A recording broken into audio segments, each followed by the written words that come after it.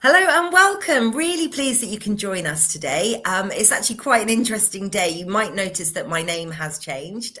So not my name, but the company's name has changed to our tagline. We've sort of evolved a bit, and the idea is that we're going to help teachers with their careers inside, outside and beyond the classroom. And it's just come at the most brilliant time with this webinar today, because tutoring is exactly that. You can tutor whilst you're teaching. You can gain skills in areas that you maybe not as confident with. You can diversify your income. You can grow your tutoring business whilst you're teaching, or you can leave teaching and set up your own business. And I think the beauty of tutoring is it just fits so nicely with us as teachers. We're still making such a massive impact with individuals who really need it. And that's one of the reasons we kind of go into teaching in the first place. So I'm absolutely delighted to have these special guests on the webinar today, all of who have background in teaching, and they're going to tell you a little bit about their journey from teaching into setting up their little niches, because you have got quite sort of particular themes, haven't you, with your tutoring, which is great. So it'd be lovely if you could all just introduce yourself and tell us a little bit about your background, and then I'm going to ask some questions. But I would love it if people would post some questions in the chat. You can direct them to anyone in particular or just a general thing. And we're going to learn a lot about tutoring today. So thank you very much. I'm going to pass over to John to start with. If you'd introduce yourself, please, John. Thanks so much, Katie, and thanks so much for hosting this. So my name's John Nichols. I was a teacher a number of years ago. I left the classroom actually in 2012. I'm now president of the Tutors Association, which is a professional body that represents tutors and tuition companies all across the UK and increasingly around the world. And we do a lot of things to support tutors and tuition companies to make sure they know what they should be doing. They have help to do it.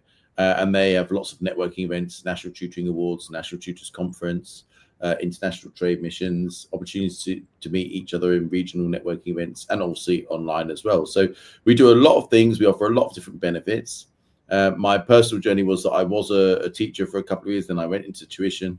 I sometimes joke I learned how to teach when I was a tutor because my teaching experience was not great. But never mind. And then years and years later, I was actually persuaded, oh, we should go and join the board. And so I did that. And then I became president in 2020, just as COVID exploded. So that was quite an exciting time. And yeah, TTA has changed an awful lot since 2022, when there was a bit of a change. And now we do an awful lot of things. So I will answer any questions you like regarding the tuition sector as far as I know, which is a reasonable amount, I hope. Also in terms of TTA specifically, and adapting between becoming a tutor from the teaching sector, or hiring teachers, if that's what you want to do. Wonderful. Thank you so much, John. And Sarah, we have live from Shanghai, don't we, Sarah? Yeah, please tell us a little bit about why are you in Shanghai? Well, I show you the view, but I don't know how well you can see it, but it's a great view from here, actually. I'm in Shanghai. I'm sorry if it's a bit glitchy. I'm just glad that the VPN behaved. So I'm in Shanghai. I've just been in Beijing to work with agents and attend educational conferences, the tutors that I mentor. So my journey is that I was a teacher for 16 years. I was, in my most recent post, I was head of English and head of boarding in a prep school. And I left that to set up my own tutoring business. And I have quite a specific niche now, which is China, if you can call an enormous country a niche. But I support Chinese families who are looking to send their children over to schools in the UK. And because of my sort of expertise in that area, I have then moved into mentoring and supporting tutors who are looking to set up a business and scale into China. So that's pretty much it in a nutshell. Wonderful. Thank you, Sarah. And Joanne, last but not least, can you tell us about your wonderful journey and your incredible tutoring business? Thank you very much. Yes, like all of us, I am a teacher myself. So essentially my journey is that I set up Sensational Tutors 8.5 years ago. It was at the point that I had a real niggle with the education system. I mean, that niggle has grown. And it was really at that point that I wasn't feeling valued in the classroom. I wasn't feeling valued financially also. And I really wanted to make sure that I was creating a system and an opportunity for teachers to feel valued. My experience has always been in special need. My absolute passion is special needs, autism, ADHD, PDA. And initially, lots of inquiries came from private families who needed a little bit of, booster sessions or an hour and a half, 2 hours per week. Now it's very much local authorities and schools. So we're really filling in that gap when it comes to those children who are not able to attend school. We're always looking out for incredibly passionate teachers who really do want to still make that difference, and are wanting to work flexibly. So that's really, the next step for us is the recruitment of amazing teachers still. Thank you very much. Oh, I thought I was on mute. No, not all good. Thank you very much, all of you, for introducing yourselves. John, I'd like to sort of ask you a question to start with about I've noticed that there's a change in the tutoring landscape recently. Could you tell us a bit more detail about how it's changed since you started, and what kind of areas of growth are you expecting in the next few years? Yeah, really interesting. Great question, Katie. So I think that one of the things that's changed the most since I've been president of TTA is the general acceptance of tuition as a normal and expected part of the educational landscape. Right. There was once a day when I first started tuition, when it was a little bit hush back in 2012, and where parents wouldn't often admit to their teachers they're getting tuition. Sometimes teachers wouldn't admit to their fellow teachers or to other people they're doing tuition, and it almost seemed a little bit like a little bit of a secret. Now, TTA was founded in 2013, and over the years we've done quite a lot. And I didn't found it; I wasn't the one that started it off, but it's gradually helped to make tuition seem more normal, more of a standard part of the education system, right? Some children need some extra support, absolutely nothing wrong with that, and they can get that extra support from different places, and that's really, really great. People have come to see tuition as a normal part of the landscape, something which is expected when students need a bit of extra support, because teachers have limitations on their time and energy in the classroom. You can't do everything for everyone all the time. It's physically impossible. You just burn yourself out entirely, and I've been there and done that as well. So one of the big things that changed, it was COVID, because COVID saw a lot of tuition go online very, very quickly, and people started to see how tuition could be very flexible. It could adapt to whatever your situation was, whether you're in lockdown, whether you're in tier 1 or 3 or whatever lockdown you were in. But also then it was started to be put into schools with the National Tutoring Programme. Now, I have quibbles about some things about the National Tutoring Programme which didn't work, but one of the things it did do is it made it seem very normal for lots and lots of students who hadn't had a lot of exposure to tuition to say, look, you could have some tuition and it can be really helpful, and there's reasons to do it, right? It is effective to have a teacher with 1 or 2 or 6 students compared to just having a teacher with 30 or 20. So I think that played a big part in helping to normalize tuition and make it seem like something which was actually just a standard part of the educational landscape. And if we fast forward to today, we've got a lot of tutors and tuition businesses that are very, very happy and proud of what they're doing. They're doing a lot of good work for lots of students. They don't see it as something to shy away from or to be sort of secretive about. Lots more parents now seem very much more open to say, yeah, I'm using tutors and these ones are really good and they're helping me in this way, or they're helping my children in this way. And it's leading to a bit more transparency around what tutors should do, what they can do, and what they could be really helpful with, which I think is great, because that transparency helps to dispel some of the myths about, someone's got some sort of secret capabilities or magic powers. They don't have magic powers. They're just good teachers. Often good teachers don't feel like they can become tutors because they sort of see it as this mysterious, slightly maybe sort of devious world. It's not. It's completely normal. They're just people that know how to teach, doing a good job with fewer students and on their own terms. So I think it's made a lot of progress over the last couple of years. And at TTA, the Tutors Association, we're really pleased to support people to continue to do that.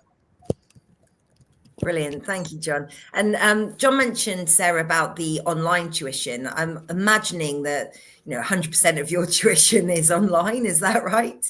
Yeah, I mean, I would love to be. I don't think I could cope with the flying over to China any more than perhaps once or twice a year. So, but yes, it is all online. And COVID was what allowed that to happen, because, as John said, it became very part of sort of a normal part of education. So that's when my whole business pretty much started. But all of our Chinese students join us for online classes, whether they're in mainland China or Singapore or Hong Kong, and then they come over to the UK and continue with that. So yeah, my entire business is online. And how did you sort of transition from that classroom teacher to that online? What were the barriers, and what did you have to overcome?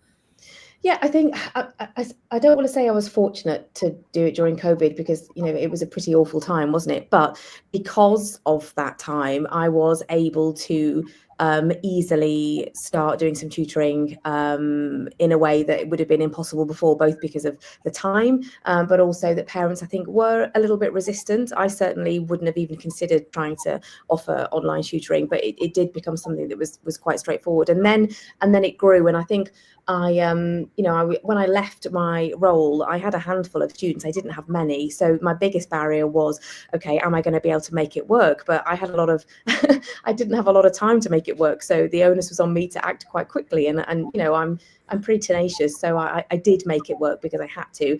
And then, like lots of tutors that I speak to, I realized that I was basically trading many, many hours in the classroom with evening and weekends. And I just didn't want that. I wanted to have the evenings and weekends with my family. So that's when I sort of turned to China. And obviously because they're 7-8 hours ahead, it made much more sense for me. And that's where that came from. So yeah. Wonderful. Joanna, for you, what does tutoring look like at Sensational Tutors? What's the kind of typical day in the life of a tutor with you? Well, for us, it's very much about breaking down the barriers. For us, it doesn't necessarily need to be education as we see it. So it's very much about developing those relationships. Lots of the tutors will jump in and support the child in terms of, developing the trust with that young person initially. So it can look like mentoring support in the beginning, but then obviously, because we're all specialist qualified teachers, all with QTS, then once that young person is ready to learn, then that learning can be provided. Lots of the young people do have the HEPs, especially if it's through a local authority. But the nice thing is that the learning can look differently and should look differently for every single child. When I speak to parents and when we speak to local authorities as well, it's never going to be a case of, here's your textbook, we need to write, this document or this piece of persuasive writing. Is very much based on the students' interests and their hobbies. It does mean that the teachers that we recruit are very visionary, very forward-thinking, and very creative in their approach, and that's what excites them as a teacher. That excites us as a company as well. That teachers are able to think outside the box. So, as an example, bonds to 10 and the Key Stage 1 curriculum, how can that look like if that young person or that child has a special interest in dinosaurs, for example? Let's go on a dinosaur hunt and find, 10 dinosaurs and count them. Not let's print a twinkle spreadsheet or worksheet and go through that. So it's very much based on that young person. But what's really exciting is, in general, general tutoring, yes, we don't do any group sessions, but on a one-to-one basis, you can create that incredible personalized support, which therefore for the teacher or for the tutor, that evokes that sense of reward and that opportunity to make that difference, which is what we're all about. Wonderful. And you mentioned there about the LEA, and I thought that this is quite an interesting thing because I'm seeing more and more demand for tutors during the day for students who perhaps have anxiety or particular needs that can't be in the school system. Can you tell us about how you sort of built relationships with that, how you sort of source students for daytime tutoring? Yeah, I mean, the local authorities and generally not the easiest clients, if I can say that. Some are better than others. What is actually really quite nice is the local authorities with whom we have a really good relationship with. Some of those staff members have been teachers, which is really sweet. And so we can have those really direct and understanding conversations with each other. Sometimes it's through the parents, and the parents, because of the reputation of sensational tutors, have requested us. And then it comes down to annual reviews if the young person's got an EHCP, then it goes to panel, and then we get selected that way. It's not easy to get in with the local authorities by any means. And there is growing competition, which is absolutely fine. We will never be, as a company, we will never be the cheapest, but therefore that does lean on the fact that we are the company that is often selected when the child's needs are the greatest. So PDA, for example, which is a passion of mine, and quite an interest of mine. PDA is something that we do specialize in, which is pathological demand avoidance. Mm-hmm. Yeah, that's interesting to know. And so, do you have any online tutoring, or is it? Yeah, it was actually really interesting listening to Sarah and John again around COVID. I was incredibly concerned, as you can imagine, based on the fact that prior to COVID, all the tutors were providing sessions in person based on the needs of the young people. But actually, it was interesting because ultimately it was a positive for the company, because the parents recognized the positive impact that online tutoring can bring. But in conclusion, what was really obvious is that the parents really recognize that if you have either a tutor who's available for sessions in person and may not be the right fit, versus a tutor who is available for online and is the right fit, then they always go for that, obviously, for the online tutor. And parents have reflected on this point and said, thank you so much for trusting, my opinion or the opinion of my staff, and saying, look, we really do think you should go with this tutor. You've got similar hobbies, or the young person's got similar hobbies to the tutor. And it's all of those indicators that are going to make sure that the tutoring is successful. It's all based on relationship building. Brilliant. Yeah. And I think that's important, isn't it? Building those relationships with the parents as well. You mentioned that a few times, because it's not the students that say, potentially, I want to be tutored. It's the parents sort of stepping in, isn't it? And seeing that bigger picture and the power of what tutoring can do to that young person. And how that said, it's interesting you made that point, because for us, it is actually often the other way around, that it is the young people that are saying, I need support. I mean, yes, it depends on, where they are developmentally, but when I'm having the conversations with the parents after the initial session with the tutor, I do ask the tutor, obviously, for feedback, but I do remind the parent that the absolute ultimate aim is for the child to say to the parent, when is my next tutoring session? I'm really looking forward to seeing that tutor. That if that's not being said, then we actually need to change the tutor, because that is what needs to be happening. That's really wonderful, isn't it? And I think as a tutor as well, how nice would it be to see someone who's there and engaged and really wanting to learn and is a right fit for you. So yeah, wonderful. Sarah, clients for you, I mean, this is, you've got a whole other country. So how do you go about finding clients and building that relationship? What have you learned along the way? Oh, that is, how long do we have? So I think there are, I suppose the quick answer is that the best way to find volumes of students to tutor in China is through an educational agent. And just to clarify what that is for anybody who doesn't know, because it's a bit of a nebulous concept otherwise, an agent is an intermediary. They often will work with the families to support that child in terms of getting them into the right school. And as part of that process, they will take on tutors to kind of help with that journey. So that's one of the reasons I'm in China is meeting with agents and developing those relationships, which is hugely important, particularly when you're working with Chinese agents. They really, really value that in-person connection. I'm not saying everyone has to fly over to Shanghai, but it's just, it definitely helps. I'm sure John will attest to that, and Joanna, in fact, because she was also, everyone here has been to China for the same thing. So yes, I think it is it is, there are ways to contract with parents independently in China, but it's much more difficult because of the level of English. So most of the agents that I work with and that I've met, I've done some presentations to parents whilst I've been in Beijing and Shanghai, and none of them spoke English. And there's a huge amount of trust in the agent, and not necessarily in me as the tutor, certainly not to begin with. So everything really goes through the agent. They are the gatekeeper, they are the intermediary, they are the mentor, they are often the guardian. And then the sort of the tutoring is another element that is outsourced. But in any good relationship with an agent, you sort of want to be at the heart of that process, which, for the agents I work with, that is very much the case. But it's definitely, it takes time, it takes effort, and it takes an understanding of the really big cultural differences in terms of what Chinese families most value in terms of tutoring. And I think for many tutors or teachers who are used to the British education system, it is a huge change for lots of different reasons.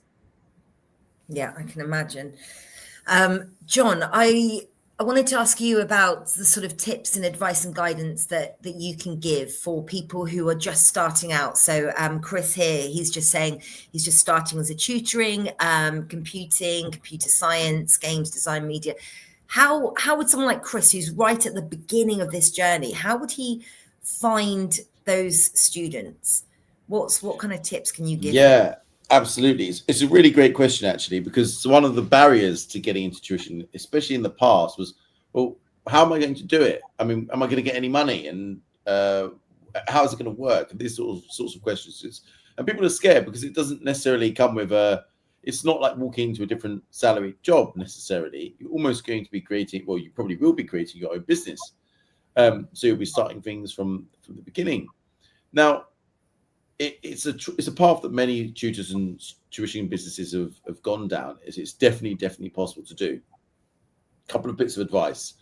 Number one, if you're coming out of the classroom, unless you really have a lot of an idea about how you want to structure your business and how you want to get clients, if you're not that sure, I would definitely recommend working with some reputable tuition companies to start off with, because they're just going to find you clients for you. Once they get to know you and they get to know how you're going to teach, what your specialist area is, what you're good at, what you feel strong and comfortable with, what you don't feel as comfortable with, they'll go out and find you the clients that will fit that brief. And you can register with as many or as few companies as you like. I mean, I guess a limit to how many becomes manageable, but you could work with 2 or 3 companies quite easily and fill up your schedule for the times you want to be offering tuition quite easily. And the good thing about that is it's a relatively easy way to get into tuition. You don't have to worry about everything all at once. You can start just working with a couple of students at a time, find your feet a little bit. Tuition is a bit different from teaching. It's not wildly different, but there are some differences. You want to be asking a lot more questions. There's a lot more engagement because you've got a much smaller group or you're one-to-one, right? There's a lot more personalization, a lot more engagement. Fairly quickly, most teachers that I know that have gone into teaching have gone into tuition and found it quite fun, because you've got a lot more professional freedom. And really the main metric at the end is the student learning? Is the parent and the student happy? And if all of those things are met, then really there's not much else that comes into it. So number one, unless you really feel confident going out and doing advertising and marketing and all this stuff, just find yourself some tuition companies to work with. Find your feet doing tuition and getting yourself established in that space. And then many people then say, well, look, I want to go and start sourcing my own clients. That might happen by accident with word of mouth. That often is the case with very good tutors. And you can happily do some clients independently and some still through agencies or companies. Agencies or companies are much more likely to be able to find you work with local authorities, like Joanna said, or in foreign markets, like Sarah said, whether it's China, which is 8 hours ahead. So obviously for them, their afternoon is our morning. The Middle East, which is normally 4 hours ahead. And so that obviously for them, if their afternoon and after school lessons would be early afternoon. So there are different options to make sure you can fill out your schedule at the right sorts of times of day. Think about a couple of things as well. Number one, what is your subject? What are your specialist areas? Are there any areas that you could teach that you haven't been teaching in a school for whatever reason? because it might be something that you can, there will be probably a market for that. Are there any other areas that you would be interested in learning more about and going into? So, for example, school entrance exams is something which obviously not many teachers in school teach for school entrance exams, but there is a market for that in the tuition sector. Also, obviously, with many of the different qualifications, GCSEs, IGCSEs, A levels, SATs, all these sorts of things are very, very normal as well. 11 plus, 13 plus, that sort of stuff. So work out what your niche is, work out what you can do. If you feel more comfortable doing so, start off by working with companies. You might find that's just a much easier way, and actually they tend to charge a bit more because they support the parents and students more. And they still pay reasonably well. So I don't think you necessarily, there's this old perspective, which I think is a bit outdated and not quite correct, that, oh, if you're working with a company, they're going to take a massive cut and you're not going to get paid very much. That's not always the case at all. Work with some tuition companies, start building up your confidence, and then you'll be in a position to decide what's the next best step for you after you've already started to get yourself established. That's great. I think that covered both Simon and Chris's question as well. So that was really good. Lucy's asking, and I think this is actually something I hadn't thought of, like how do you know? I guess there's loads of different tutoring agencies, but how do you know that you're going for one that is, a decent agency? Yeah, and does TTA have a list? Yes, we do. We do have a list of, you can check all. So if you've got a tuition company, you can check if they're a member of TTA on the TTA's website. So it's just the Tutors Association, all one word. You can check if they're a member of TTA. If they're a member of TTA, then they'll be following our code of practice. They'll be doing things properly. And if they don't, we're pretty robust in dealing with that. We don't like it at all if there are tuition companies that start messing around and doing things unethically. And we do take a firm line, again, a firm line when that is the case. So yeah, you can check if a tuition company is a member of the Tutors Association. If they are, then you've got someone to fall back on. If you're a member of the Tutors Association as well, which is very inexpensive, it's as little as £9.50 a month, then you've got somebody else who can give you advice about what's normal and what's expected. And if you have any slight concern or issue, we're very happy to help people. It's often much better to start to assist people at a much earlier stage before things become a bit more difficult and problematic. But we often help people to resolve minor issues, whether it's that they're not sure about some particular aspect, or they feel like they're worried they've broken some rules somewhere and they just need guidance on what the rules are and how they follow them, or they just don't know what's normal and expected and they want to check it with somebody who does know. And that's absolutely fine. So we're really happy to help people. So number one, consider joining TTA. We'll help you with these sorts of things. Number two, you can check all of the TTA members on our website. And then I would say network with other tutors. Build your own community and network of other people that do tuition. Many of them will do it part-time. Many of them will do it full-time. And you'll find that then over time, they'll be helping each other out. They'll be helping you out. There'll be things that you can support each other with, whether it's clients that someone comes to you and they want to be studying something which your best friend is now teaching, and you can pass them to them, and vice versa. And it's just build your own community of friends and a support network. And we're very happy to help people do that. What I would say, if I can jump in, and there are lots of agencies that put job adverts on Indeed, and there's an opportunity on Indeed to search reviews about those companies. So that might be an option as well. I know that we do put job adverts there, and then when I do the interviews, one of my first questions is, why Sensational Tutors? And then they said, well, I checked you out. Your reviews are all over Indeed. So that might be an option. Not every agency is, obviously. It depends, I think, on how big possibly the agency is. But there should be some reviews. If not Google reviews, possibly. But sometimes those Google reviews come from the clients. The ones in Indeed are from the employees or the tutors themselves, generally speaking. That's really good to know. I mean, do you find, Joanne, that there's a sort of culture fit that if you're a certain type of personality, that maybe you should go for particular types of agencies? What do you look for? Yeah, I mean, when it comes to us, obviously, we prioritize looking at CVs that have the special needs experience. So in terms of our criteria, yes, QTS. At least 6 years specialist experience. I mean, I say that, but I also say that quite loosely, because you've got those teachers that have worked in special schools, and obviously they'll have more experience with the non-speaking autistic young people versus mainstream. But I think regardless of that, it's much more for us about knowing who the tutor is and then creating job opportunities for that tutor. Yes, there are set criteria in place, but everything that we do is around developing relationships with the tutors. Hence, networking events, Easter eggs go out, during Easter, lots of things, because that allows us to do our job. Everything is completely underlined. As I say, when I do the interviews, I always give the example, and I do mention that positive things can come out of negative experiences. And the negative experience for me was I didn't feel valued in the classroom. I am now going to create a company so that teachers do feel valued, and that underlines absolutely everything.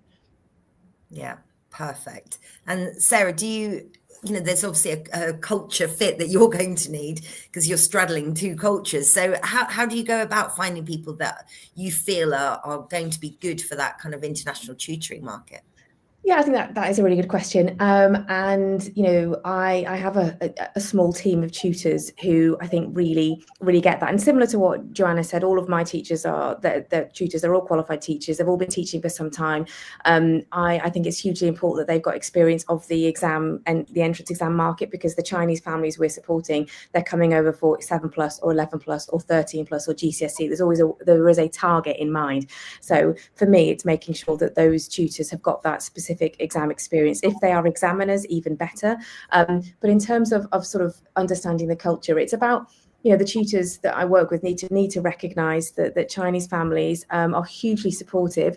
It can be very demanding, and they will admit that. And I think you have to be able to both respect that and understand some of the pressure that comes with that. So my job is to be the buffer, to really kind of support the tutors and make sure that they are, that their job is to deliver the lessons and to understand what's expected of them. And then my job is to liaise with the agent and therefore with the families. But I think it's about expecting that, tutors are very aware of what the Chinese families are looking for. They're very aspirational, and they will often look at the most competitive schools and the highest exam results, which can be a bit of a mindset shift if you are perhaps not used to that. But yeah, they're probably the main things that I think that people would need to be aware of. Excellent. And got a question here from VC about finding out about tutoring for entrance exams. So what's the best place to find that information? Well, I can add some insight here, and I'm sure both Joanna and Sarah have got some more points to add of that. But we run the National Tutors Conference every year, where there's dozens of sessions to cover lots of things that you maybe haven't had a lot of experience with, to give you some understanding of different areas within the tuition sector. So events where there are these sorts of people that have specialized in this area and are sharing their expertise is a great place to start. So that's in October every year. Networking with other tutors who have had that experience and then are willing, many tutors in the tuition sector are willing to share expertise. The tuition sector is so much more collaborative now than it was 10 years ago. 10 or 15 years ago, maybe tutors would be a bit wary, like, oh, you're my competition, I'm not going to share my special secrets with you. That doesn't happen nowadays. It really, really doesn't. Because, well, I'd like to think that hopefully TTA's encouraged that in some way. Maybe we have. Certainly I've tried to. But people are very willing to share expertise, because you're not going to teach everyone in the country, or especially the world. I mean, that's a ridiculous prospect, isn't it? I mean, how ambitious do you want to be? But yeah, people are very happy to share their expertise. So go to events. The Tutors Association runs online webinars, which are free for all members to join in virtually. You can also go onto our YouTube channel, and there's sessions on entrance exams and on different flavors of that. So whether it's entrance exams for schools or entrance exams for sixth forms or whatever it is. And you can learn more about those sorts of things and many others from our YouTube channel, where we've held these spotlight series or summer sessions talks that are just a great way to hear from people that have got some of that expertise. And there are other people in the tuition sector who have now started to run their own education tuition focused events. So look out for those. We're really encouraging of people to go and run their own events as well. And I know that various people who are on TTA's board do this as well. They do their own different events where they'll share ideas, they'll share expertise they've got. So network with more tutors and look for the ones that know about what you want to find out about, whether that's entrance exams or something else. Excellent. Yeah, good. So Simon is asking here about his background is university teaching. Is there an opportunity for him to go into tutoring as well? I mean, I presume that he could still sort of teach and tutor A levels. I don't know. Have you had any experience of this, anyone? Yeah, there are companies that specialize in university level tuition. There you go. Brilliant. And professional qualifications as well as all the way down to age appropriate early years work. So whatever it is, there's going to be someone out there offering it. And I think that's the really key thing is whatever your passion is. Well, first of all, listen to your passion, because you're going to be the most amazing tutor if you follow that passion. And then find other people that also have that passion, because tutoring can be everything and anything, really. Anything to add there, Sarah? Just agree with both of what John and Joanna said. And I think the networking thing it's been hugely beneficial, because for me, I think tutoring, can be quite lonely, particularly if you're used to working in a school and in a school environment, having the sort of staff room culture. So the networking is great, and I've been to I think quite a lot of the TTA events, the hub in London, the conference, and John's right. You meet lots of other like-minded people, and actually, to echo what he said, the tutors that I've met through the TTA and on LinkedIn, if you're not on LinkedIn, that's the place to be, definitely, are hugely collaborative. So if you put a post on LinkedIn, I'm looking to get into 11 plus entrance exam tuition, anybody can help me, I can guarantee people would reply and would share their expertise and share their knowledge. It is a really wonderful space to be on right now because of that. But yeah, absolutely. I think the networking in the community has made a massive difference to me. And having joined the TTA a while ago, and definitely the last couple of years, there's been a massive difference in terms of the amount of events, the quality of events, and the spotlight series. And I think that, to start with, that's what I would do. I would join the TTA and I would start accessing some of those resources, and then start to kind of find your tribe, I guess, in whatever guise that is. Brilliant. And I'd like to touch on the sort of financing side of things. So, Joanne, maybe you could answer this as well, because you have different sort of pricing structures, don't you, depending on the abilities of the tutor or the level of the child that they're teaching. Could you talk us through how you create a kind of pricing structure that's sort of fair to you and your expertise, but also fair to the parent? Is that for me? Sorry. Oh, sorry. Yes, sorry, Joanna. Me, okay.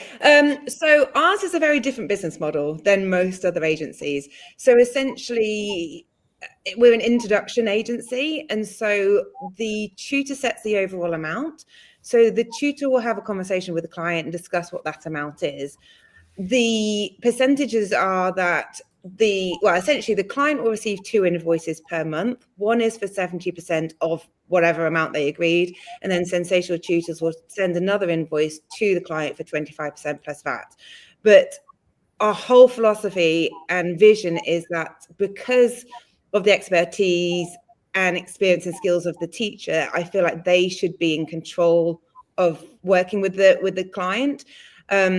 We've all been in classrooms, we've all been teachers, we've all had that red tape and had people telling us what to do, and I really strongly wanted to go against that model and do things completely differently. So I have it's a case of, we provide the opportunities for the tutors. Yes, we are absolutely there in the background. We have an incredible, we call it the tutor village, actually, because of the collaboration, the opportunities we provide to the tutors amongst themselves. But it's a case of, we allow that tutor to shine and develop those relationships with their client. It wouldn't be right for me to say, okay, you're working with an autistic young person, you need to use these visual aids, this now and next board, etc. Our role is to, again, develop that relationship with the tutor, not only their skills and experience, but their personality, what they're looking for in their clients, location, etc.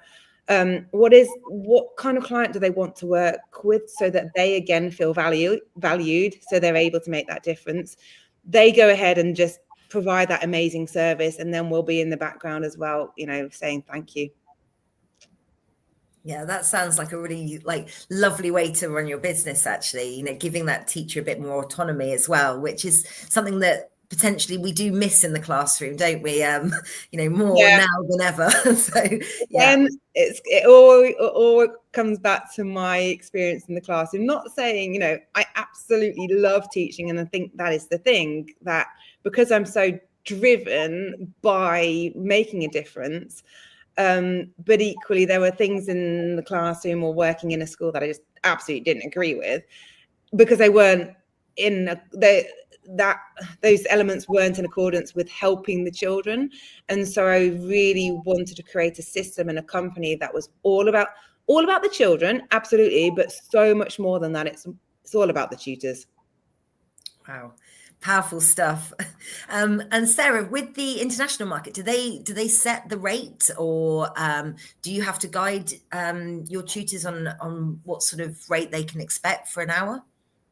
So I run as a tutoring business, so I set the rates. And if I mentor tutors who want to get into the international market, then I will talk to them about, I suppose, the rates they could be charging, because for some people it's hard to get your head round pricing anyway. And I think when you're charging premium rates, it can be something that to begin with people are quite uncomfortable about. So we are at the top end of that market. So I'm transparent in terms of what the agents tend to pay, what parents will pay, and the difference between the two, because obviously when you've got a middleman, there's going to be a sort of a slice of the pie cut out. But with the tutors that come to me for mentoring support, I will talk to them about how they can price themselves, sort of build that confidence. But yeah, it very much depends on who I'm speaking to. Yeah. Okay. And John, just sort of thinking about the fact that this webinar is for teachers, people who have got a qualification and had that experience in the classroom. Should they be more confident? Because I know sometimes they're not great at thinking about how much they should earn. What sort of stories can you tell us, or what kind of advice can you give teachers for sort of being confident with the rates that they set? Yeah, so first of all, I have to give a caveat here, because I have to be extremely careful not to manipulate the market, because otherwise I commit a criminal offence and then I go to prison for a long time. That's not great. So I can't tell you what to charge, okay? And I can't sort of say, oh, charge this, charge that. I mean, look, there are the normal rates for tuition by qualified tutors, qualified teachers that go into tuition vary enormously. And at the very lowest end, I think there has been tuition for like £25 or £30 an hour for qualified teachers, but that's actually relatively uncommon. It's normally a bit higher than that, and then obviously it rises, and the top end will go quite high. So rates in excess of £100 an hour are possible when you've got more experience, when you've got a very good track record, and if you're providing a really, really good service. Obviously, don't be ridiculous and come out and go, oh, well, I'm only going to leave the classroom if you pay me 120 quid an hour. I mean, it's going to make your life extremely difficult, and your career in tuition pretty short. But look, people can make a good living from tuition, and that can be the case even if they're only full-time tutors. They don't have to employ any other tutors to do that. Some people do then decide, actually, they really like this. They want to create a business out of it. They may not leave the classroom with that expectation. They may leave the classroom thinking, I'm only ever going to be a tutor and see how it goes. And then I hear lots of stories of people a year down the line, they're like, oh, I think I can really do this. I'm going to start my own agency. I'm going to start my own company. And we're obviously very supportive to help people take those steps if they want to do that. They absolutely don't have to. There are many tutors out there that's really happy being great tutors, and they get paid reasonably well for it, and they're really comfortable about that. But it's the flexibility that's really, really great as well, because if you want to work more and earn more, you can, and you'll get rewarded for that. If you want to work a bit less for whatever reason, then you're welcome to do that. And that no one's going to turn around and say, oh, that's not allowed. You can't do this. You've got to be working more hours. You're not allowed to do this many hours or whatever. I feel really quite strongly on that flexibility point, that the older I get, the more I really, really value that, the likes of parents getting older and you need to attend hospital visits with them. And, you know, I've had some sad situations last year. And if I was still in the classroom, I wouldn't have been able to be with those people during the last moments of their life. It's those sorts of things that, yeah, you just can't put money on. And that's what tutoring provides in terms of the flexibility. Yeah, it's a very powerful tool, isn't it, as a next step, I think, from teaching, to have that flexibility, because we've all done it, haven't we? We've all taught, and it is really rigid.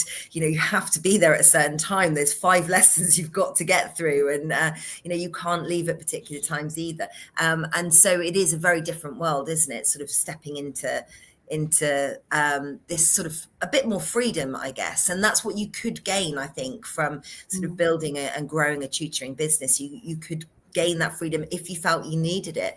John, I wanted to ask you about approaching schools to go in and potentially go in as a sort of specialist tutor within schools. Do you see that happening much? And how does about that?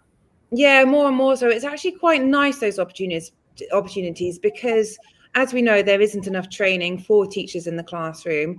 But when there is a specialist teacher in place, we feel very valued, because we do have the skills and experience, and we are able to train inadvertently those teachers who are in the classroom. But certainly more and more teachers are coming, schools are coming to us for that level of support. And it may not be something that's long term, maybe short term, and then through training and just helping that teacher to understand what they can easily put in place, because some of these strategies can be really easy. It's just that the school hasn't had the capacity, time, resources, normally money, to put in those training courses for some of the teachers. Yeah, that's good to know. Good to know. And John, have you had experience with this as well, of teachers going into schools? Yeah, it has happened, and it does still happen sometimes. I think a couple of things that you need to be a bit conscious of if you want to go down that route. First of all, schools don't have that much money in budgets nowadays. There was the National Tutoring Program that ended in August 2024, so that ended about 8 months ago now. And there was money with the National Tutoring Program to fund more tuition into schools, but it was under it had to follow a certain specific program. If you want to work in schools, you've got 2 main options that are likely to be best. One is to talk to school leaders or people that you know within the school sector who already know you and trust you and understand what you can offer, because they will be in a better position to put things in place to make that support available to their students. It's really, really, really hard if you're trying to go to a school cold and you don't know anyone there, because you're all teachers, right? I'm guessing everyone here who's watching this is a teacher and has been in the same situation where you've got 1,000,001 things to do every day. You're never going to be able to try and get through everything on your list. The very last thing you need is someone from out of the blue coming and saying, "Oh, I can come and help you if you pay me some money." And you're like, "Well, I haven't got much budget anyway, and I haven't got any time to try and talk to you and work out if you're any good."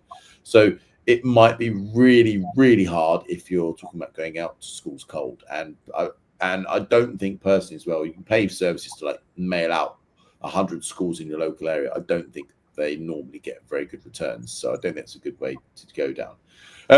The other thing is work with companies that are already doing it. Because if you don't have really strong connections with people in schools already, there are other companies that have specialized in working with schools and also local authorities directly. Because as Joanna said, Joanna does a lot of work for local authorities. It's not something you can necessarily just do as an independent tutor, but there is a need for good quality, experienced people to provide important educational services to students that are out of school, or they're only attending school part-time for some reason, or hospital schools, or they've got medical needs, or whatever it might be. There's a lot of other reasons why someone might not be in the classroom. As a teacher, we're kind of blind to it, right? We don't really see these kids because they're not in our field of vision. We don't see them when they turn up at the school gate every day. So we kind of forget a little bit that they exist, but they do exist, and they still need teaching. So there is opportunity out there, but the going to schools cold, I mean, is a fruitless and thankless task, and I would caution someone. It can feel very demoralizing if you go to 100 schools and they all just ignore you. So either you've got a connection in a school already and you can talk to them and they can get a sense of what they want and if they can work with you, or you go for a company that's already doing it. Yeah, and likewise with local authorities, I've got to say. Local authorities, 100%. The thing to note about local authorities is they will ask you to send them all sorts of policies that you wouldn't have even thought about. And then you have to hire a lawyer, and it gets incredibly complicated. So yes, a bit of caution there as well. Yeah, I think that's wise words. You're going to save people a lot of time, a lot of wasted time, I think, with those tips. So yeah, very good. And then just to sort of pick up again a bit about the work-life balance, like Sarah, what do you obviously you can tutor in the mornings, that gives you your afternoons free to work on the greater business. How have you found that work-life balance, like from teaching to what you're doing now? And there's obviously different pressures because you have your own business, but yeah, I'd love to know a bit more about it. Yeah, for me, it was just absolute freedom and that autonomy. And I found that there was often a lot of things I was being asked to do in a school that didn't benefit the students, that didn't benefit the staff, and I became quite frustrated about it. So I think that was part of a problem that I was railing against, I guess. So yeah, I think a lot of what I do now, everything I do now is for me. It's for my business. It's I choose the hours that I work, and I really value the free time. I remember when I left the classroom, walking outside at lunchtime and just going for an hour walk and just going, oh my gosh, I can actually do, really silly things, probably it sounds like, but I think I felt almost that I'd been institutionalized. I think that's really the best way to put it. And then suddenly I had this huge amount of freedom, and I am still grateful to this day that I have that freedom and I have that capability. And I still tutor, not in the same volume that I used to, because I love it. And it's something that I'll probably do forever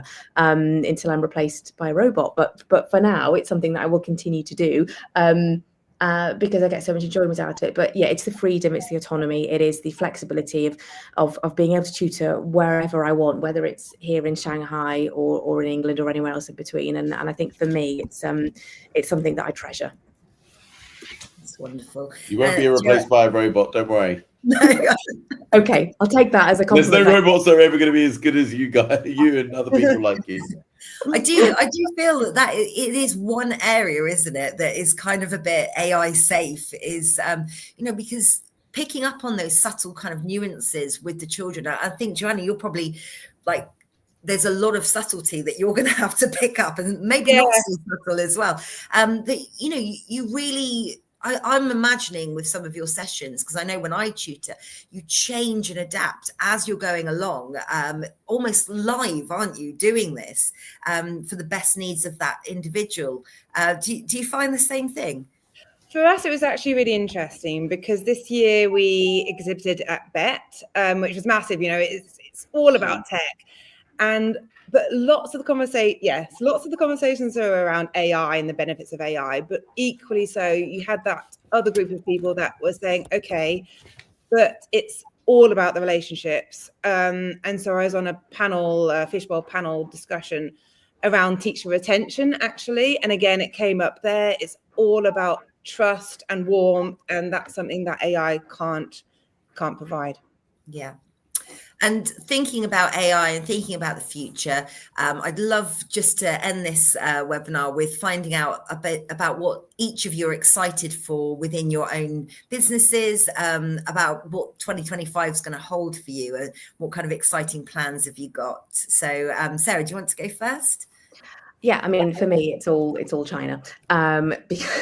So it's about planning the next visit. It's about what more we can do to support those international families, and particularly, I'm not going to go into VAT, but particularly with all of the huge changes in the boarding school and independent market in England, and how we're going to adapt to the changes. But I thrive on sort of exciting changes and pressure. So I'm loving all of the stuff that is sort of being thrown at me. But for me, it's very much about making sure that we are tailoring everything that that the Chinese market wants, and sort of rolling with that, and also the opportunities that I can give to tutors who are working with me, and the in-person events in China that I'm already starting to think about, that I need to speak to John about. So yeah, it's all that kind of stuff, really. Sounds really exciting. Brilliant. And Joanna, what about yourself? For me, it's very much about giving hope to, yes, the young people, yes, the teachers, and yes, the parents, and providing even more hope to more people that these young people who are not perhaps in education or in the school system at the moment, they can, if they want to, go back into the school system with the right support, with the right transition in place. If the school environment is not right for them, then it's still going back to that hope and allowing parents to see their children in a different way, that yes, that school setup was not the right place for them, but with the right support, with the right tutor, we are creating a really positive environment so that that parent can see that child and see that there is a future for that child. Gosh, yeah, so powerful. That's beautiful.